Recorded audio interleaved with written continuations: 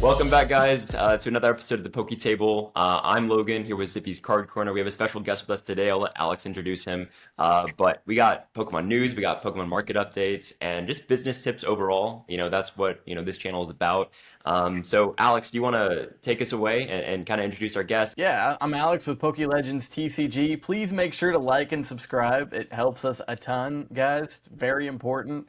But I'm Alex with Poke Legends TCG, and I'm joined with Kent Corsbie from Corsbie Gaming. What's up, guys? How we doing? Yeah, awesome to have you, man. Yeah, appreciate it. Kent is a singles business where he focuses on Pokemon singles and slabs, raw, ungraded, graded.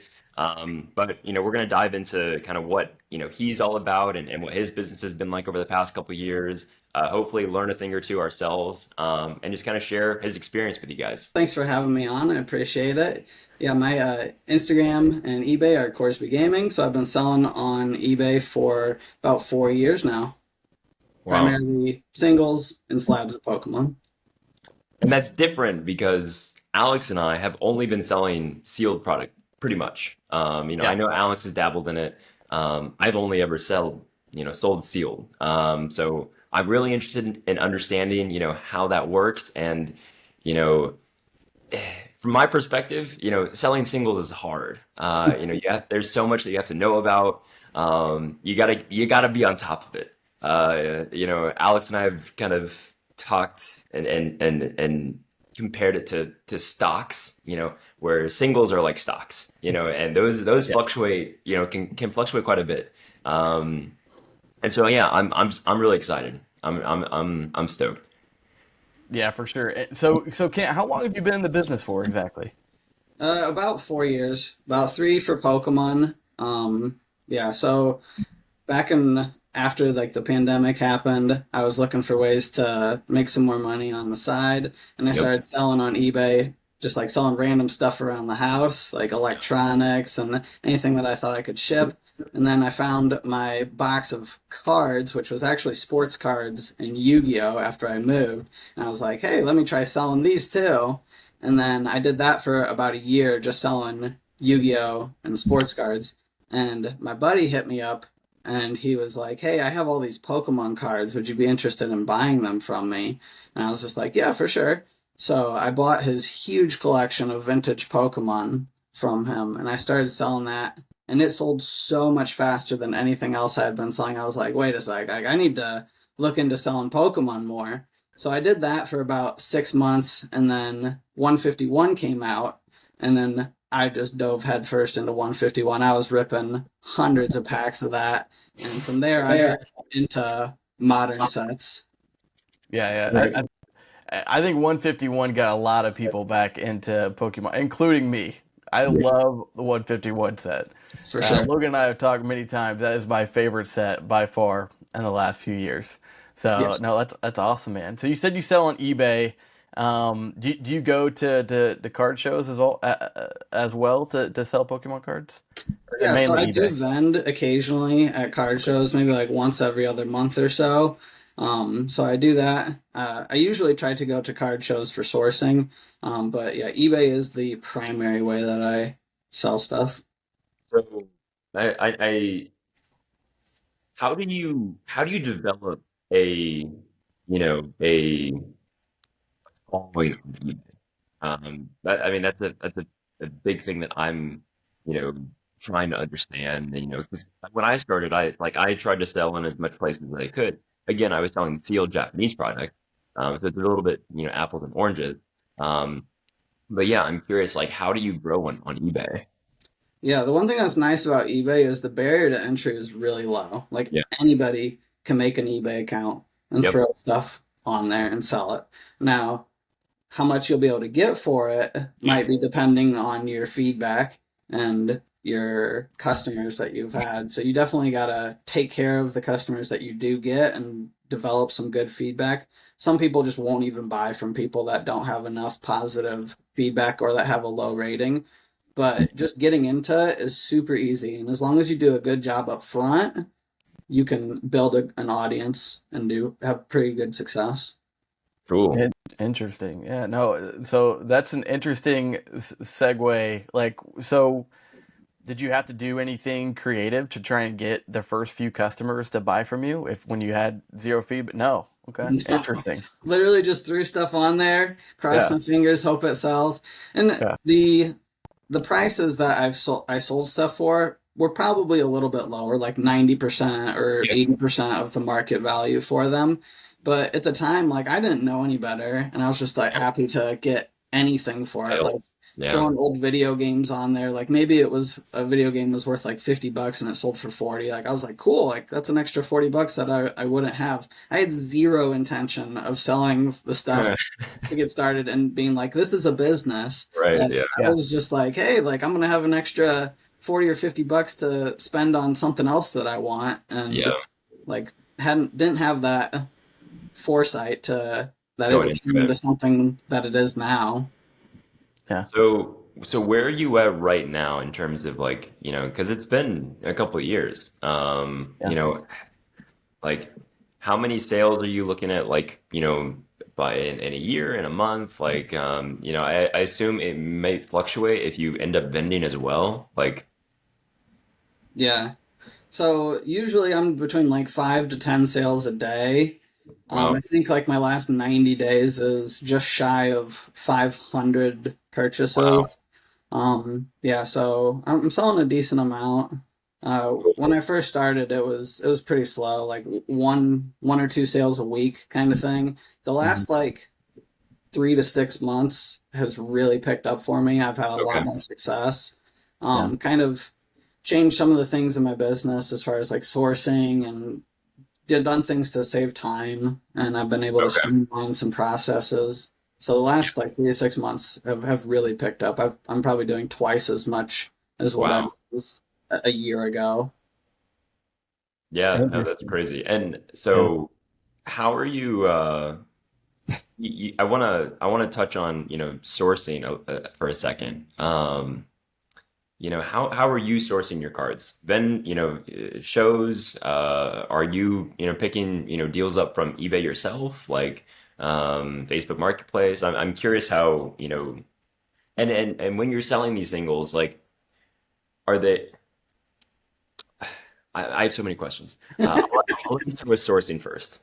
Yeah, so this sourcing is something that has evolved a lot over the time frame that I've started. So when Mm, I first started, I was buying stuff online like eBay, Facebook, and garage sales. yeah, That was like primarily the way that I was sourcing. Since then, I've kind of had to pivot away from that. One, because the market's shifted. yeah, And two, because people know more about Pokemon. yep, Like going to garage sales, like most people know, like Pokemon is worth something. So it's really yep, hard to find Pokemon at a garage sale. Like yeah. that's not likely. And It's then not like on Reddit where everyone, has finds this like base set Charizard in some random shoebox, and they bought it for $30. It's not like right. that. Yeah. Yeah. Every Oh once in a while, you'll come across weird stuff like that. Like I was at a garage sale this summer, and I found a Misty's Determination full art in the bottom of a box with a bunch of clothes. I'm like, that's weird. what? That's That's Like, crazy. right? Yeah, exactly. Like, just really strange. But yeah. So I don't do too much of that kind of sourcing anymore. Like Facebook, it's become Yeah, incredibly competitive. yeah, Like, if anybody has anything good, they're probably getting bombarded with messages, and they're not going to give you a good deal. Like, they're going to be able to get close to market value on it. yeah, Yeah. You can find stuff, but you really gotta like be on top of it and be like, hey, like I can come get it now. And like yeah, same thing with eBay. Like most of the stuff, like people are watching items that are good. yeah. You can find deals out there if you hunt for them. Sure. I do that kind of stuff occasionally, but I've Yeah. pivoted away from that kind of sourcing. And I do a lot more sourcing at card shows just because uh, there's better deals to be had that are Mm, like more consistent. yeah. Like if you build up a relationship with a vendor, you can kind of count on certain margins. So Hmm. like I have built up relationships with vendors that I've done multiple deals with. I Okay. don't have to haggle them anymore. They'll give me Sure. 80 or 75% right off the bat. Like they know what's going on. Like I'm gonna buy a good amount from them and they're willing to Yeah. cut me a deal. Also like I know what I'm looking for, so it makes it a little easier to find the stuff that I want. Yeah, and I mean, kind of like what you said, I imagine, instead of having to cross your fingers that, a good deal pops up, you can just go into a card show knowing that you're going to walk away from this, having a good amount of product to sell elsewhere. Yeah. So it's like, it takes out some of the stress, I'd imagine, some of the anxiety of like whether or not, you're going to have enough product for, the next couple of weeks you know, or if you're having to, scavenge, other places because you're feeling that stress and needing to kind of get into, some stuff for later in the month. I don't know. So that makes sense. That makes sense. Cool. Okay. That's awesome. So yeah, Kent, we're gonna have 1,000 questions for you for this podcast, but Yeah. first, I really wanted to get into the news of the week. So we got some pretty sick reveals this past Sunday from Worlds. We got a glimpse of the Mega Charizard from Inferno X, and we got a glimpse of the attacks across the card again, like just Yep. like from the last Megas. They're bringing that back. So I really wanted to get your guys' take on the Inferno X set and how that Mega Charizard looks. I mean, it looks really good, and I want to be clear. It appears to be an entirely new rarity. Yeah, So, the Japanese characters, they're not, that card isn't taking over the SIR slot. And, we'll still get an SIR, and maybe we've already seen it, but you know, we're seeing these cards that have these Japanese characters on it because we saw Mega Lucario and Mega Gardevoir as well with yeah, these characters. yeah. So it's an entirely new rarity. I think it looks sick. I think that the art style is like almost like it's kind of animated. Yeah, it's interesting, right? It's interesting. I think those will do well. I'm really interested in the pull rates of them. If they're tough pull rates, those could be some highly sought after cards. If not, it's like I think they're a fun card to chase after as kind of on the same lines of like illustration rares, maybe a little bit more. Um, yeah, I don't know. Kit, what do you think? Yeah, and in terms of the singles and how the gears turn in your head about what that's going to look like for you. I'm curious. Yeah, the anime style Charizard looks awesome. Like that's gonna Yeah. be a great card. The Yeah. one that's leaked, that's unconfirmed, man, if that Mm. one's real, that's $1,000 card. Like that thing Oh is yeah, that's hot. That's gonna yeah. be a good one. That might be one of the hottest cards in the last since anything from Evolving Skies. Yeah, Yeah. I think it'll give the It could Umbreon definitely from Prismatic a run for its and money. Prismatic, yeah. I mean, we could see it could go up to 2,000. I mean, For sure. the Umbreon from Prismatic is what still hovering around 14, 1,500, And something so like that. for those that are not aware, we saw the official reveal of the Japanese characters from Worlds. Well, a couple days after, there were leaks about what the SIR Inferno Charizard X Mega Charizard X would look like, and it went viral. Everyone's posting it. We don't Yeah, have official word yet, but that's what we're talking about here. And yeah, it I don't want to show it because I don't know if it's real or not. right. But the more people that see it and share it, the more I think attention that it gets. Um, but it does look sick. I'd recommend going to try and find it if you can. Yeah, But it's going, if that's true, I do think that having new Mega Block, Megas are kind of on the mind. We're going into Charizard, and it's the Mega Charizard X, the black one, the blue flames. It looks insane already. Um, yeah, no, I think this card could be one of the. I mean, it's tough because like we're only two sets in, into the Mega yeah, Block. So I don't want to say it's like this is it, because I don't right. know, but like it's crazy that we're starting off this strong, I think. Yeah, for sure. And so, let's assume for a second it's real. Yeah. The glory of Team Rocket got up to about $200 a box, like Yeah. when pre-orders first started. I think this could easily surpass that, especially with the tariffs now. I mean, I could see this going for 220, 220 Yeah, plus a box. and I I mean mean, the it could get historic. Like I don't think I've ever before Glory of Team Rocket, there was never a Japanese booster box that went above $200. Not that yeah, I can remember. yeah. No, I mean it was insane. I think that you know it's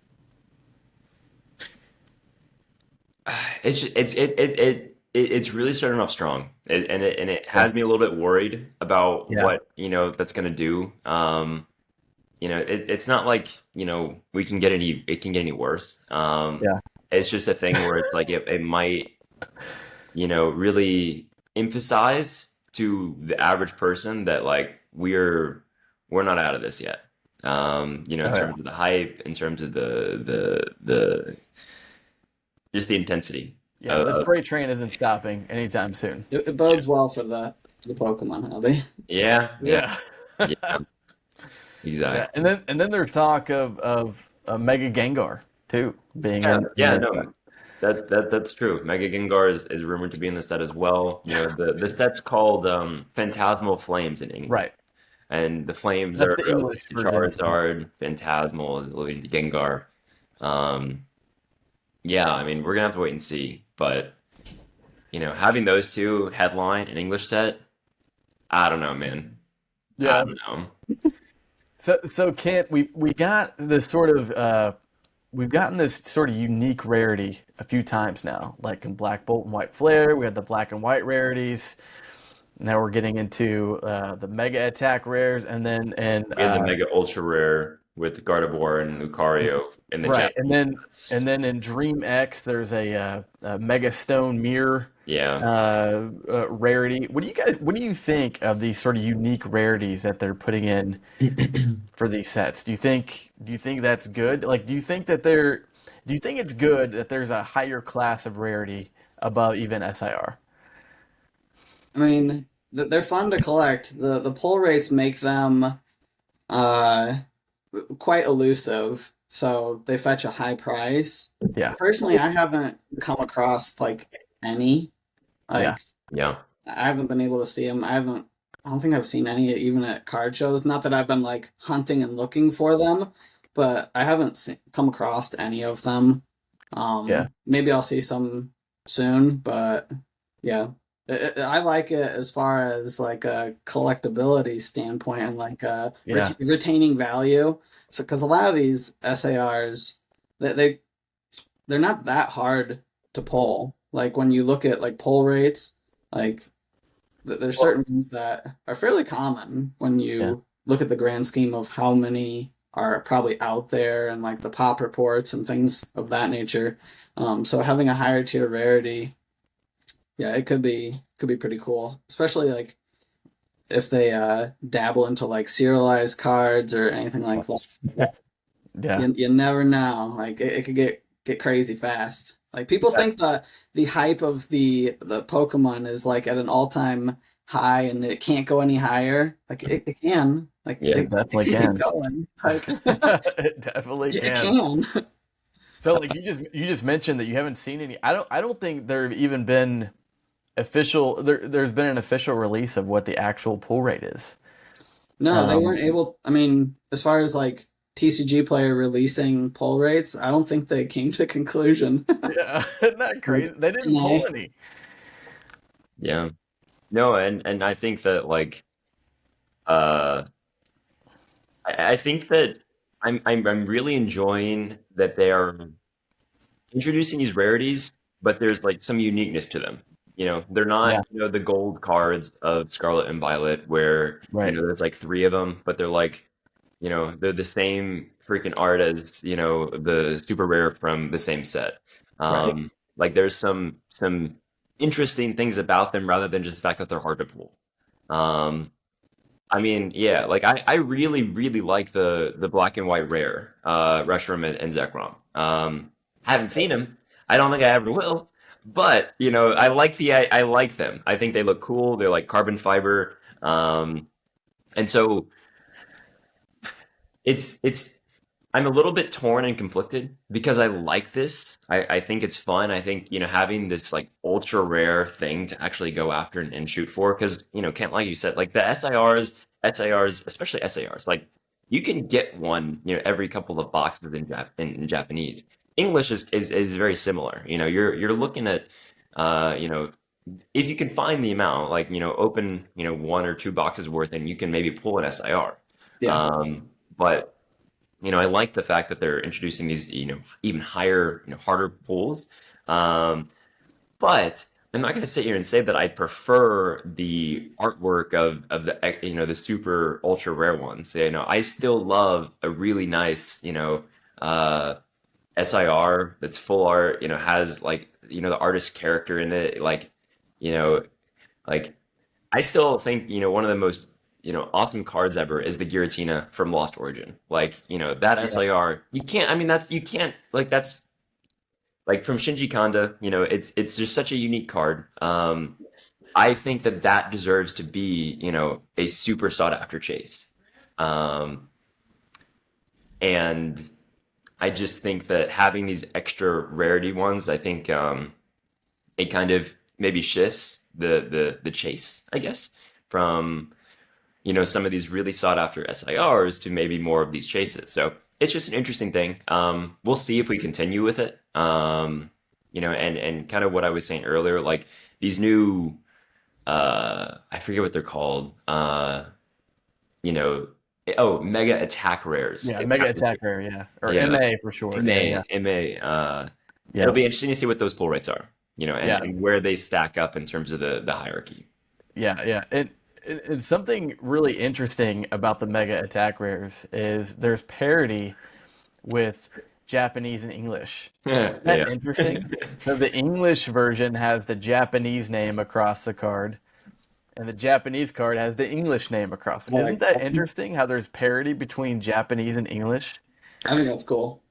We don't see that anywhere else. Like not that I know of.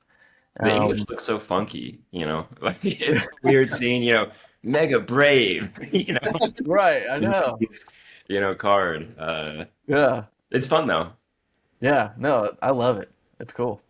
Um, It's it's cool because it introduces even a little bit more collectability. Like I could easily see someone who ends up really loving this rarity going after Japanese, yeah, when they've never, bought Japanese before. Collecting. yeah, Yeah, exactly. I think that's an interesting thing yeah. because it's kind of like exclusive. Right, exactly. Yeah. If you want the English, Mega Attack name Yeah. across the card, you have to buy the Japanese version. So Yeah. no, it's really interesting to see how that's going to go. If anything, I think it just pushes that freight train further. And remind me, we're not getting that in Inferno X, are we? Or do we not know? I I'm pretty sure we are. Yeah, Are we? Okay, yeah. I'm cool. pretty sure we are in Inferno X. Yeah, is the first time where um, the Interesting. Mega Attack or the attack across the card Yeah. is Okay, happening. cool. Um, Yep, no, that sounds good. And yeah, uh we got teased a little bit about, the high class set for the year. yeah, Which is in Japanese, it's going to be called Mega Dream EX. Um, yeah, I want to assume, obviously nothing's official, but I want to assume that some of the first two cards that were shown off it was like Charizard and then it was Mega Dragonite, and the border was almost like yellow. I don't know. Um, and I want to say that they didn't have uh, the set name, the set abbreviation on the bottom, which, I think some were suspecting that that might be because it's for the set after Inferno X, which, as far as we know, we think it's going to be because Inferno X is coming out in November. yeah, And then the Mega Dream EX, which is the high class, the special set of the year, is coming out at the end of November for Japanese, which kind of puts it in the timeline of, in December, early January, kind of like what we saw with Prismatic Evolutions. Yeah. Um, yeah, yeah, we'll see. I don't know. Yeah. I'm excited though. Yeah, It's gonna be fun. there's a lot of cool sets coming down the pipe. And Kent, did you see the sort of preview of the set getting headlined by which what we think is going to be headlined by Rayquaza? Did you see that Uh, that one's coming down the pipe too? It's I've heard about it. I didn't see it. It's like something emerald or Yep. yeah. Yeah, we Yeah. don't have anything other than other than the name. Yeah. But that was enough for Alex and I to be like, ooh, Yeah. the Mega Rayquaza cards are already popping Yeah. off. Yep. That Yeah. they're already going up. Like they've moved. Yep. And we kind of we talked a little bit about this last week. Yeah. Yeah, someone had asked, what's the best Rayquaza card to invest in, right now? And I think our answer was, well, none anymore. You should have invested in, 3 months ago, Yeah. 4 months ago before it was announced. But yeah, no, the Rayquaza cards are popping off. I imagine, there's the Ninja Spinner rumored Japanese set that's rumored to come out, around that same time. Greninja cards, those are probably gonna, spike too. So, uh, That would be the one to get in on. Not Rayquaza. That ship is yeah, probably sailed, yeah, but the yep, Greninja ones maybe. yep, Yeah. I think it'll spike again once they do the like unveiling, but yeah. yeah, I mean, yeah, yeah. Yeah. I agree. I think it's those margins. The margins yeah. that you could have gotten if you had bought in, 6 months ago, are going to be a lot higher than buying it now. Still potential to make profit though. But yeah, just interesting. Yeah, for sure. So Kent, we definitely want to start bringing it back to you. Really appreciate you joining us on the podcast today. I really want to get into some of your goals for the business. Like how far do you want to take this? Like, do you want to are you wanting to take this as high as it can go? Like, do you see an end in sight for how high you want to grow?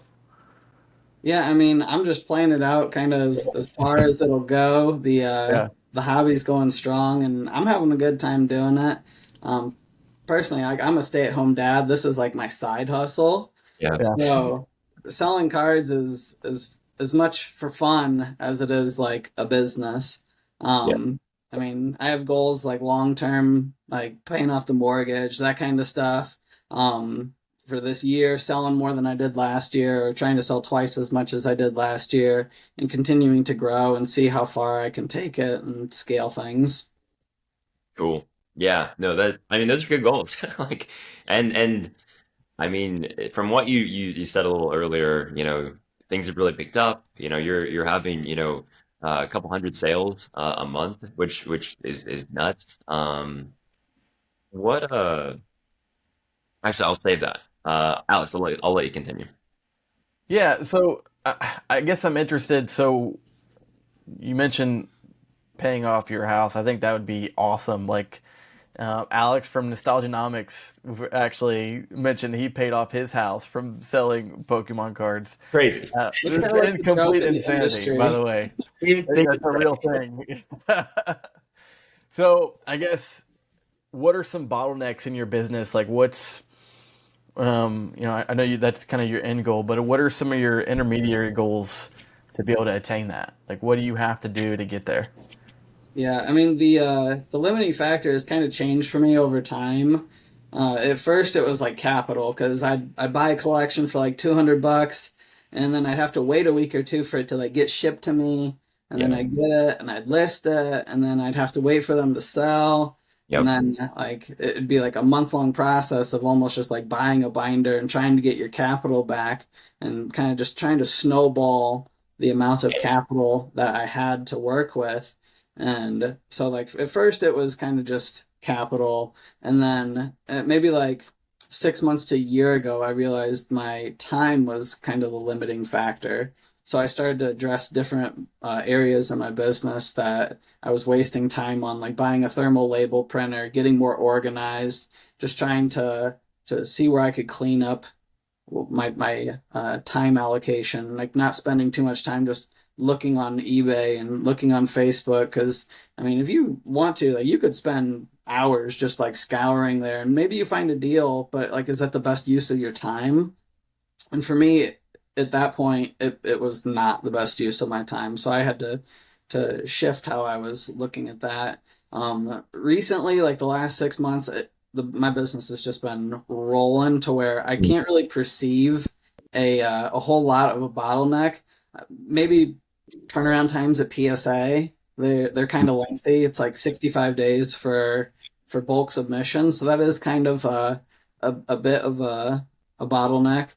But luckily with PSA, like you don't have all your capital tied up in it. It's just whatever the cards are that you've sent off. Like say you send $500 worth of cards off. Well, you don't have to pay the grading fee until they get done grading and they ship them back. So you're not like wrapping up all of your capital in that. But yeah, the turnaround time at PSA, yeah. So I have a question. How do you determine like what value, kind of range that you shoot for, in terms of buying, in terms of selling the cards? Because like, you know, you can be buying, the Poncho Pikachus and flipping those for, a couple, 10 grand plus. Do you do that, or do you go for like, some raw illustration rares that may be sought after, slab those and sell those? Like, what's your process in terms of like determining value that you buy for and then selling? Yeah, so there's certain cards that I definitely look for. I definitely prefer vintage just because the values on those are more stable and Yeah. they're far less likely to fluctuate and Okay. burn me. I also kind of try to stay away from the newest set and let it cool Mhm. off for a little bit, unless I know I can get the card and sell it like immediately. Yeah. Like IRs, those sell within like a day or two of having them. Really? Oh yeah, Illustration rares? yeah, low end IRs, like the ones that are like $5 to $20, like they move for a new set for in like the first like week or two, they Yeah. move super fast, Oh, and they cool. really don't depreciate a ton, like Yeah. right in that like first like week or two, because people are trying to get the set, they're getting the cards that they want, like that kind of Yeah. thing. The SIRs, sometimes those can kind of Yeah. crater. So I try to stay away from like the big hits from a Yeah. set. Like I haven't had any of the big hits from Destin Rivals. I haven't had any of the big hits Okay. from Black and White. Like I'm staying away from those Yeah. for the like the Probably a next couple months. month or Yeah. so. Yeah. Yeah. I'll get into Destin Rivals here in the next like month just because it'll kind of it should even out. It's mostly evened out already. Like I Yeah. would pick them up now. Yeah. But, like I won't touch Black and White for a while. Okay. Um, a lot of the like alt arts from Sword and Shield, those Yeah. are easy money right now. Okay. You can find them at a good price. So a lot of the cards that I'm looking to buy, like I'll try to buy under 80%. If I can get them under 80%, I'm making maybe 5 to 10% margin on them. That's kind of like the threshold for Mm. me. Okay. I'll try to get stuff lower, like 60%. Sometimes I can find stuff at that price. Um, but yeah, a lot of modern stuff also, if I think I can grade it, I don't have a problem paying a little bit closer to the Okay. value of the card, especially going to card shows, because you can pre-grade at a card show. So like if I'm walking and I see a card in a case and I'm like, oh, that's a good price, like let me see it, and it comes out and it's like, oh dang, I can grade this thing. Like I don't have to be that low on the total percent that I pay on it. Like I'll be closer to 100% on the value if I think Yeah. grade it, because a In- lot of these cards they grade and you're doubling, tripling at least. right. Yeah. For the nines and tens. Yeah. Yeah, Interesting. Okay. Cool. No, thanks for sharing that. I hadn't really thought about that for the illustration rare. So more you know. they're Yeah, hot. yeah. They're popular cards. Yeah. For sure. So what sort of value range do you look for? Like, do you take bulk? Like, if you can get it at a decent price, or do you mainly try and stick to cards that are higher value? So when I started out, I was just getting anything that I could get at a good deal. Um, Okay. so like dollar, if it was a dollar or up, I would be listing it and trying to sell it on eBay. Mm, Now I've Interesting. kind of Okay. shifted away from that just from a time perspective. Like yeah. packing up 10 $1 cards, like is this really worth Yeah. What am I my time? doing? You know? Right, yeah, exactly. So I kind of try to stay like $5 and up. eBay has a program where anything under $20 ships in a plain white envelope. Yeah. So I will ship cards under $20 like that, and I try to stay in like the $5 to $20 range for just like singles that I think I can get a good margin on. And then for other cards that are over $20, I try to get closer to like the $50 range because then I'm gonna have to pay ground shipping, which is like $5 for Yeah. shipping. So if it's under $50, like the margins aren't that good because you gotta pay the shipping. Like Yeah. selling a 25 or $30 card, it's not. I try to stay away from that range. And then so like 50 to 100 dollars is usually what I'm trying to target. Um, And so so you yeah, do you offer free shipping? no. No. Okay. But so the way that eBay works is you can either offer free shipping or you can have the buyer pay for it. But a Yeah. lot of times it's just whatever the value of the card ends up like being included with the shipping. So like say you sell a $10 card with free shipping, well, I'm gonna have to sell the card for $9 Yeah. plus the shipping. So it Right. really just like it's whatever the card's value Mm, is what it's gonna like the total price that it's gonna come out to be. And yeah. it's just a matter of like opinion whether you want to offer free shipping or not. Personally, I don't like free shipping just because sometimes people eat the cost. Like I've sold plenty of items that are like worth $50 and they'll pay the $50 and the $5 shipping. Yeah. So for me, it's just like I'd rather just sell the stuff and have them pay the shipping Yeah. than going through and lowering the value of my entire collection Yeah. that much to offset and just be like more competitive. Yep. Yeah. Makes sense. No, I Yeah. get it. That Cool. makes sense.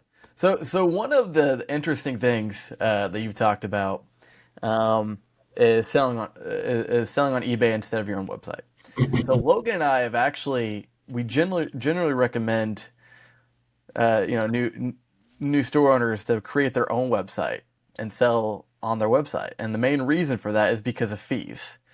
So eBay takes a good chunk. It's like a sliding fee range, right? I think it's like if anything less than $1,000, they take 13%, There's a 13 to lot of 15%. stipulations with it, and it depends on the type of item you want. So Mm-hmm. for collectibles, for the most part, it's 13%. You can, 13%. or 13 and a half, I think. You can buy store subscriptions through eBay, and it lowers your fees. So like right now, I'm paying like 12.5% because I have Okay. like the basic store subscription. That's But still a good chunk though, right? yeah, for sure. How do you I guess how do you deal with that? Like do you just have to eat it and then Yeah, it's a um trade-off. It just mhm, depends like what you're willing to accept and what you want to work with. mhm, There's pros and cons to it outside of just like you see the fee. Like I don't have to worry about Nexus laws. I don't have to worry right? about Sure. tax crap. Like I don't Sure. have to worry about getting scammed that much. I mean, Yeah. scammers are on eBay, but not nearly as much as like chargeback scams that you hear about. So Right. there's pros and cons, and there's a trade-off to it. I don't have to do any marketing. I don't have to That's pay true. for Yeah. ads. That's Like true.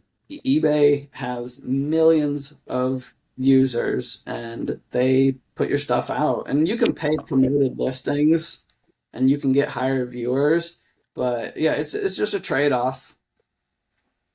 Yeah. Now, and you mentioned something that I really wanted to highlight, and that is, with eBay as your platform, you don't have to do any marketing.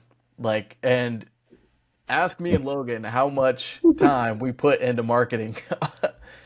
In, Tons of time in different ways, right? in You different ways. Right. organic marketing where, we're sitting in front of the camera, making, original content and, crossing our fingers that, our channel will grow, we get an audience, and all of a sudden, we have a subset of that audience be potential buyers. Then you have ads and that costs money and Right. yeah, no, it's a lot. Yeah, the time we put into scripting, into recording, into editing, and then not to mention like the back end stuff we deal with on our websites. Yeah, just like you Uh, said, the things that you don't want to deal with. yes, that's, right, exactly. So I think it's an interesting trade-off. Yeah. I still sort of lean towards getting your own website because I still think that pays off in the long run.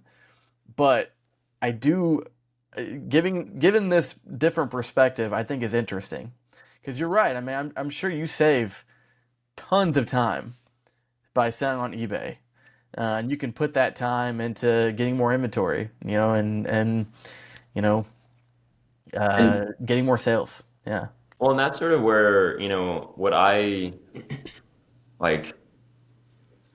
That's sort of where I'm coming from with my perspective on in terms of selling singles is like, there's a lot of time that goes into that. That if I were to get into the singles business, that a lot of my time is going to be eaten up by that because you got to source it somehow.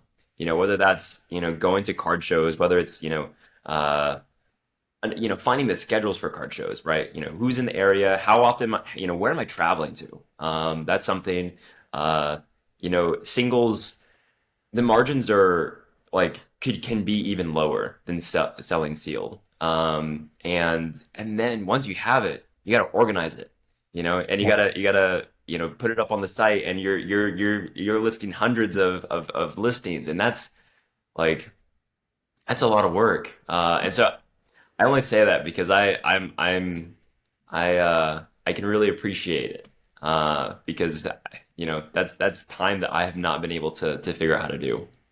Well, I think it depends on like what you enjoy doing. Like some people Yeah, enjoy editing videos and doing stuff like that and advertising. yeah, And some like for me, like I love just looking through collections. I love yeah, looking through cards and rifling Yeah. through cards and looking up values. Like I enjoy that. Like I yeah. think that's You'd be fun. doing that anyways. Yeah. Right. Yeah, Yeah.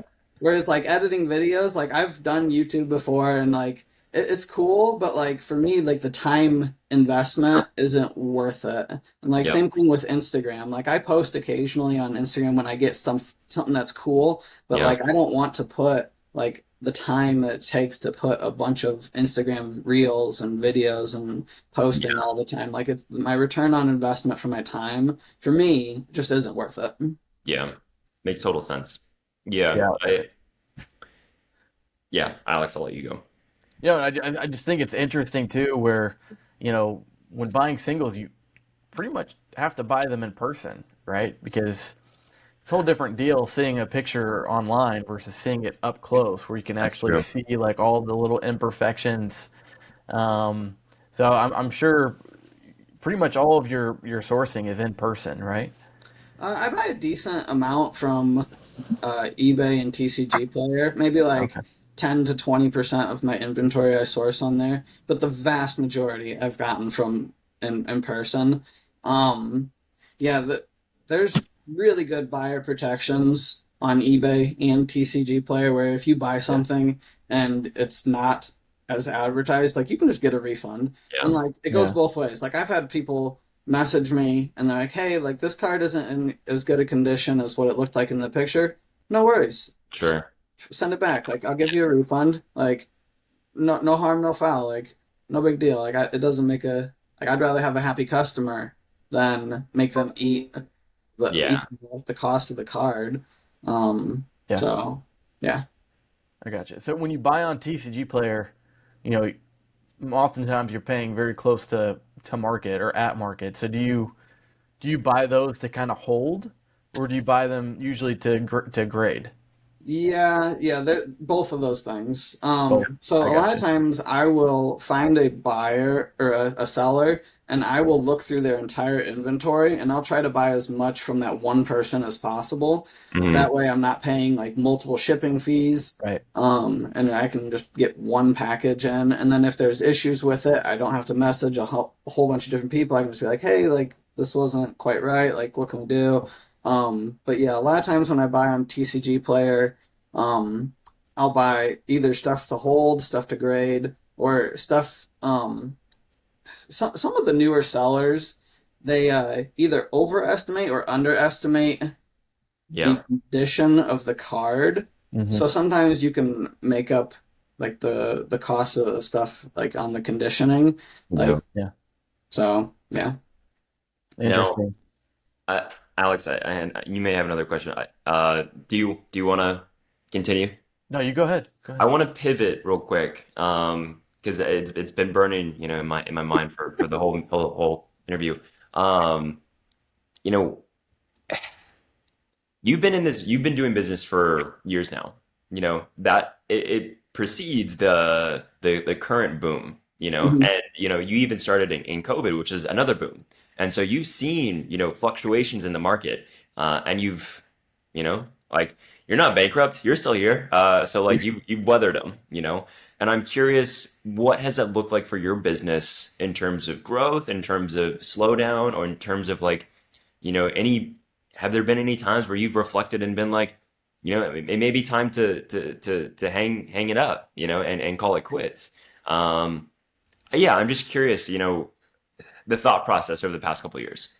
Yeah. So I think one thing is that like the amount of capital that I started with Hmm. was like from selling my collection that I started with. Right. Like, so I haven't put like any money into it. Like, it's all just like fun money or whatever. That's Like, crazy, dude. Yeah, that's nothing, awesome. nothing from my like my buckets for my like Yeah, household income. Like, yeah, this is entirely separate, and I've kept those two finances separate. So like everything that I do in Pokemon is all upside. Like, yeah, if I wanted to, I could cash out and be like, cool, like I got a bunch of extra money. yeah. Um, so I'm not dependent on it in any way. So like Okay. whether I'll lose money or make money, like it's all just like separate from my personal finances. Yeah, So I'm kind of playing with house money, and I can yeah, afford to take risks and do things um, that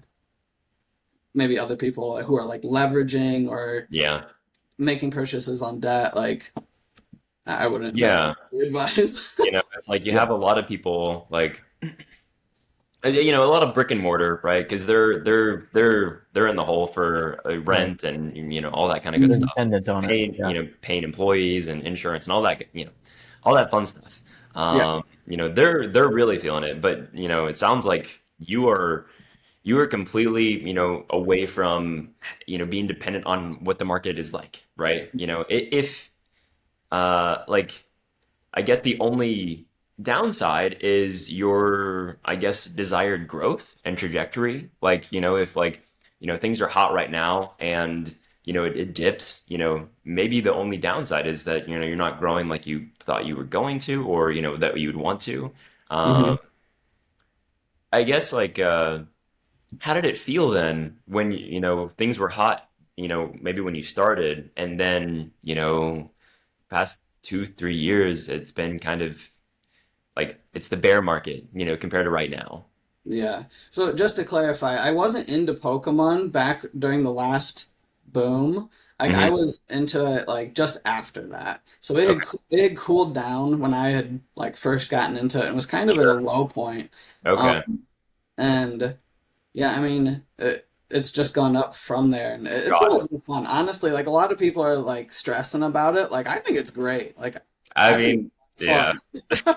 Like that's just my opinion. Like when I first started, I would go to card shows and they were like 75, 80, sometimes 90% sports cards. Yeah. Like now you can go to card shows and it's like 60 to 75% sports cards and the rest is Pokemon. So there's still a lot of vendors at these card shows that are doing sports, but Pokemon is definitely like taking a foothold in the Yeah. card shows. And luckily, like I live in an area where it's like a metropolitan-ish area, Yeah. and like if I was so inclined, like I could go to a card show every single weekend Got with it.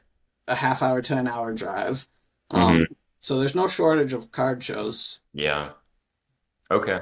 Got it. Cool. Yeah. And It's interesting because, Alex and I, at least me, I started the business about a year ago now. And it was right before the boom. Hmm. To be honest, it's like I didn't really know what I was doing. I haven't really known what I was doing until, the past couple months. And so like I'm, you know, I'm only aware of like when the market is hot. And I think it'll be interesting to kind of it's already an interesting kind of thought process of thinking about what happens when this train dies down, and maybe that's in a year, 2 years, 3 years, I don't know. But yeah, who knows? But cool. No, I'm glad to know that you're having fun with it, and that we're all kind of in the same boat of like we're just riding it, seeing where it goes. yeah, yeah, and taking it as high as we can take it. Yeah. Yep. No, I think that's awesome. So another really interesting thing about having you on, Kent, is so Logan and I we don't really sell that many singles. I have a few, but I'm kind of transitioning to getting out of selling singles. And the biggest reason, and Logan and I have talked a lot about this, singles tend to be a lot more volatile. Like they're a lot more susceptible to market swings. You have bad submission grades that seem super inconsistent. The sometimes it feels like whoever's grading it that day could just be in a bad mood and like, no PSA 10 for you. You get a 9. I'm just gonna ruin your whole day. For real. Market swings, like you could send your card in for grading, get it back 2 months later, and by the time you get it back, the market swung so much that You're the down. money you put in the card, now that card's worth less than what you bought it for, and you're upside down on the card all of a sudden. So can you give us some examples of dealing with that and some struggles, and I guess how do you adapt? Yeah. How do you overcome that by selling singles?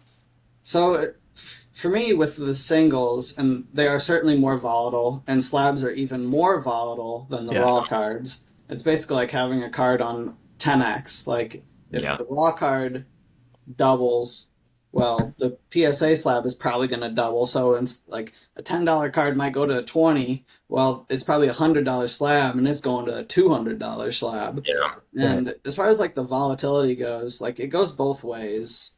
Yeah, And so like you could have stuff double, or you could have stuff halve. yeah, Um, for me, like I don't spec heavy into any singles. Yeah. Like there's only a handful that I'm like, oh, this is going to be a good card. Like I'm going to buy a bunch Okay. of them. So hmm technically, like I'm diversified enough across I see. the cards to where like, yeah, some go up, some go down, but like overall, like it evens out. Um, so I don't worry too much about like the market fluctuations. I do pay attention to what's hot before I go to a card show. So if a card has spiked a bunch in like the last like day or so, I won't buy those at card shows. Yeah. Just because the ones that spike, a lot of times they'll come back down. Like the drowsy, when it spiked, like I wasn't buying drowsies Yeah. or like For $80 for an yeah. illustration. Yeah, Yeah, I stay away from stuff that is has spiked a lot. I don't FOMO. Like I'm not trying to get in on a play. Like Yeah. never do I buy cards thinking like, oh, I'm gonna make bank on this, except for like two cards that I've spec'd into pretty heavy.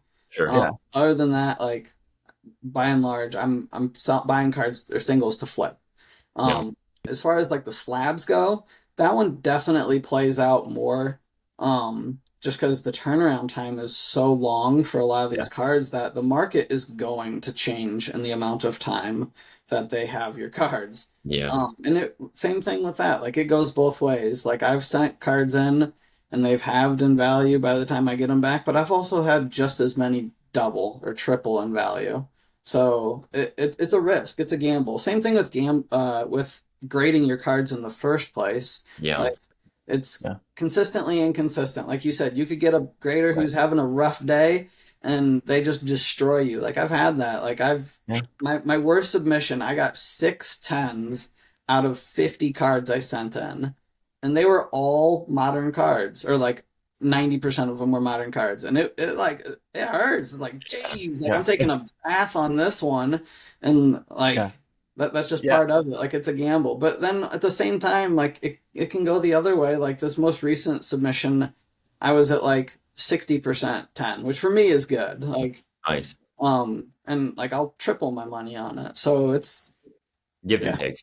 Yeah. That's yeah, how I feel about shipping, you know? Yeah, and for those listening, the reason why that's so tough because PSA nines a lot of times are worth about the same as raw for modern in particular. You know, they could be worth a little bit more, but when you count like the money it took to send it to get graded and then the amount of time that your capital's tied up, but a lot of times it turns out to just it turns out to hurt basically. That's why the difference between a PSA 9 and 10 is just huge. Now I want to talk about some lessons to take from what you just said, Kent. So for those that are wanting to sell singles, it is more volatile. However, there are things you can do to mitigate it, and that is do your research. Okay, Kent, you just talked about that. Okay, before you go to a card show, make sure you're doing your research and the stuff before you buy it. Stay away from new sets because they're way more volatile. Like, you don't buy like the top card and Black Bolt and White Flare in English right now. Okay, because in 6 months it could swing. And then three, make sure you diversify. Okay, buy some raw, buy some to grade, buy from different sets, buy IRs, SIRs, buy some older Sword and Shield. Diversify as much as you can to help mitigate that risk.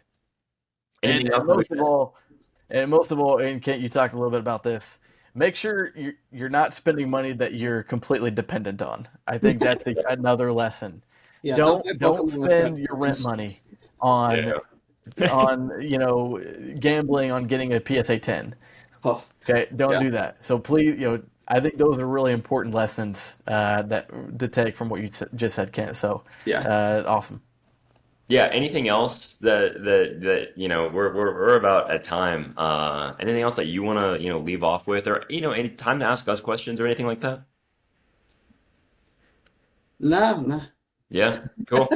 Yeah, no, it was super fun getting to hear kind of your side of the Pokemon business industry. So yeah, we really appreciate you having you on. Yeah, it was awesome having you on, man. For sure. Thanks for having me. And maybe there's a an opportunity to dive into other questions that we had at a later time because we have a whole list right here that we could spend hours going through. Right. But Yeah, for sure. Would love to have you on again. So yep, definitely would love to set up a time where we have you on again. So, but yeah, guys, we'll end it there. Thank you for watching us here at the PokeTable. Please make sure to like and subscribe. Share this video, please, with yep, your friends, and we'll catch you guys next time. yeah, and thank you, Ken. Again, I appreciate you having us on Corsbie Gaming on eBay and socials. So Yep. go check him out. You're in the if you're in the market for singles, don't go to us. Go to Ken. Go to Ken. We'll have his link to his eBay in the description of this video and his socials. So, all right, we'll Appreciate end it you there. guys. Yeah, thanks, Ken. All Yeah, right, y'all have a good one. Thanks. catch you guys later.